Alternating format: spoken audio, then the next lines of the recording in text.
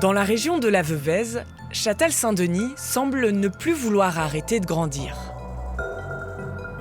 À l'entrée de la commune, une forêt de gabarit donne un aperçu des prochaines constructions. Nicolas Genoux est un enfant du coin. Il est facteur ici depuis 35 ans et ne connaît plus tout à fait par cœur les adresses. À l'époque, il y avait 4000 habitants. Aujourd'hui, il y en a 8900. En tant que facteur, je vois certains noms sur les boîtes aux lettres qui ont changé. Et certains noms d'autrefois sont toujours là. Par contre, il y a des autres noms un peu moins de la région qui ont garni ces boîtes aux lettres. Depuis fin avril, Nicolas Genoux, c'est aussi Monsieur le syndic. Il vient de prendre ses fonctions et il a du pain sur la planche. Il nous emmène au cycle d'orientation de la Veuvez. L'école semble flambant neuve, elle a été rénovée il y a 4 ans à peine, mais elle doit déjà être agrandie. Dans quelques mois, 150 containers seront installés ici, des classes temporaires pour les élèves. Donc là, la cour, elle sera remplie de containers. C'est clair que ça fait un peu du volume, mais on a tout prévu pour que les élèves puissent quand même profiter de l'espace. Parfois, ça fait partie du jeu aussi, pendant les travaux, de se serrer les coudes, quoi. La population de la commune a augmenté de plus de 50% en moins de 15 ans. Les infrastructures doivent suivre. Est-ce qu'à un moment, il n'y aura plus la place d'accueillir des nouvelles familles à Châtel-Saint-Denis ? Je ne pense pas. On doit répondre à une demande de la part des gens qui veulent venir, notamment du canton de Vaud, des étrangers aussi, qui souhaiteraient s'établir pour travailler chez nous en Suisse. Châtel-Saint-Denis est un symbole de cette Suisse à la démographie galopante, une croissance qui agite aujourd'hui le débat politique. Le 14 juin, la population dira si elle veut y mettre un holà.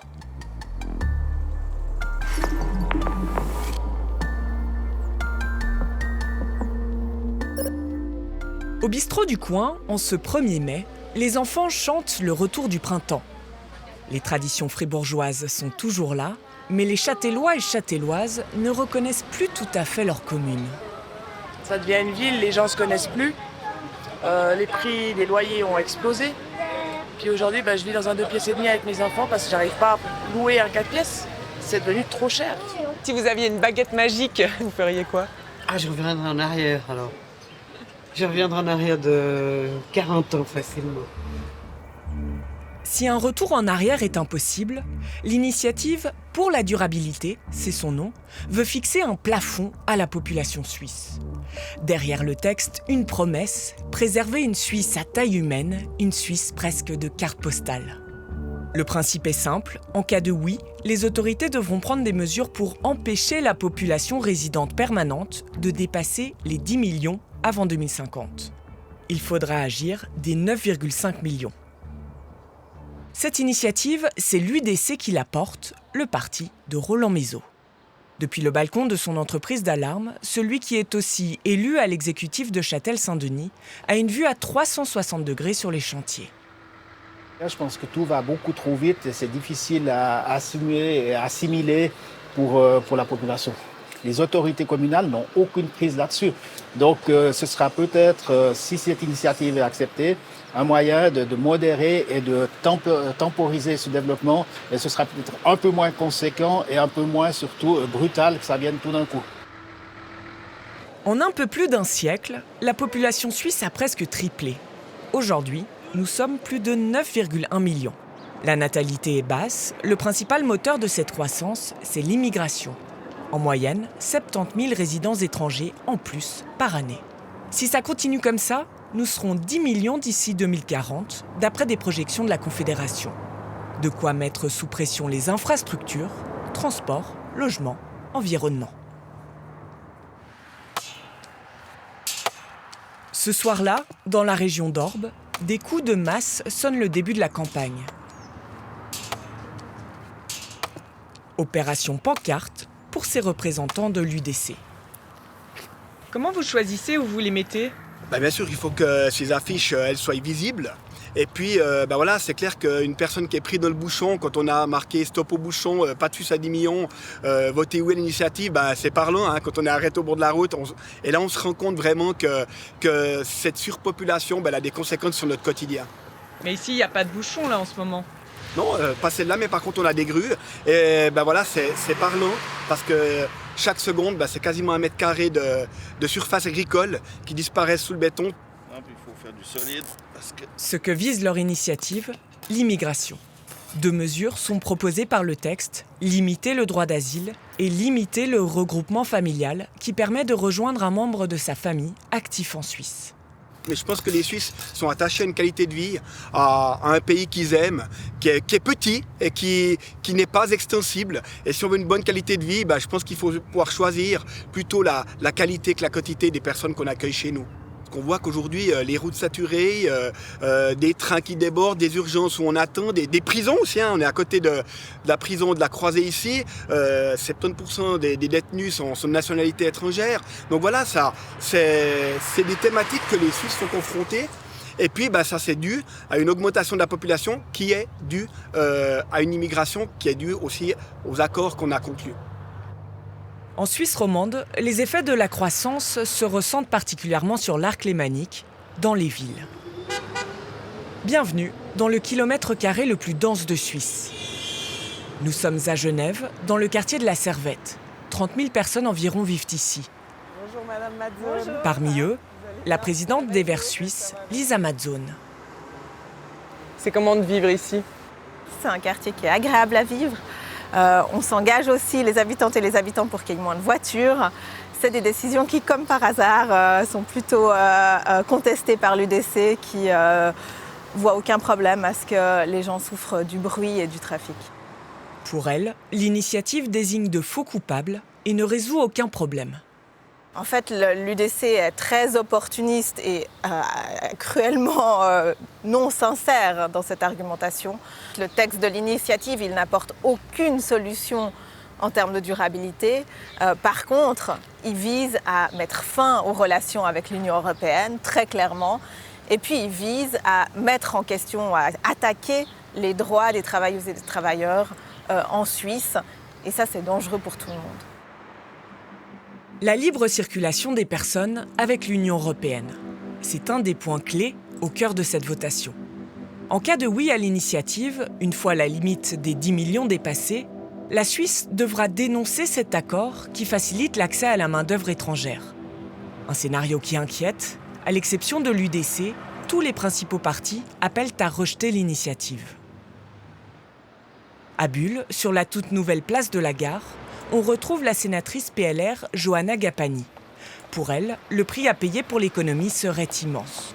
Et nous, aujourd'hui, si on doit avoir une initiative comme ça passer, ça veut dire qu'on doit se priver d'à peu près 40% de main-d'œuvre dans le domaine du bâtiment, par exemple, qui est très important ici dans notre région. Dans les soins aussi, on a à peu près 50% des travailleurs étrangers qui travaillent dans les EMS.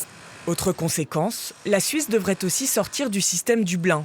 Un requérant d'asile débouté ailleurs en Europe pourrait déposer une nouvelle demande en Suisse. On estime qu'on aura à peu près 13 fois plus de demandes d'asile, alors qu'aujourd'hui, on peut les renvoyer automatiquement dans le premier pays dans lequel ils sont arrivés, grâce à nos accords avec l'Union européenne.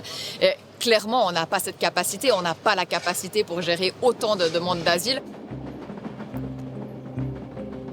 Cet après-midi-là, à Lausanne, le calme habituel de la clinique de la Source est troublé par une agitation particulière. Le conseiller fédéral Beat Jans est en visite. Avec ses collègues du gouvernement, lui aussi appelle à rejeter l'initiative. Voilà, je vous en prie. Bonjour tout le monde.